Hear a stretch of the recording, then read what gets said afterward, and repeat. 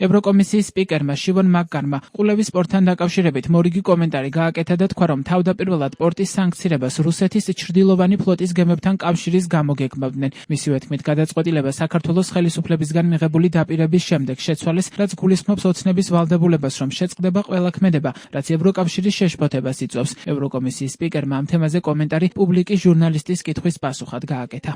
The port had been identified because of its interactions with Shadow Fleet vessels. პორტის იდენტიფიცირება განაპირობა ჩრდილოვანი ფლოტის გემებთან კავშირმა. არსებობდა შეშფოთება, რომ პორტში ჩრდილოვანი ფლოტის ხომალდების შესვლა შესაძლოა გამოეყენებინათ რუსული ნავთობის რეექსპორტისთვის, რაც ევროკავშირის სანქციების დარღვევა იქნებოდა. სწორედ ამიტომ სანქციების საკითხებში ევროკავშირის სპეციალურმა წარმომადგენელმა საქართველოს ხელისუფლებისგან მიიღო პირობა, რომ ევროკავშირისთვის შემაშფოთებელი ქმედებები შეწყდებოდა. საქართველოს საგარეო საქმეთა მინისტრმა აიღო ვალდებულება, რომ ჩრდილოვანი ფლოტის არც ერთ ტანკერს აღარ მიეცემოდა მათ პორტში შესვლის უფლება. საქართველოს ხელისუფლებამ დაადასტურა, რომ ისინი შეწყვეტდნენ ამ რეექსპორტს და ჩვენ ვაგრძელებთ მკაცრ მონიტორინგს, რათა დავწმუნდეთ, რომ ეს პრაქტიკაში მართლაც სრულდება.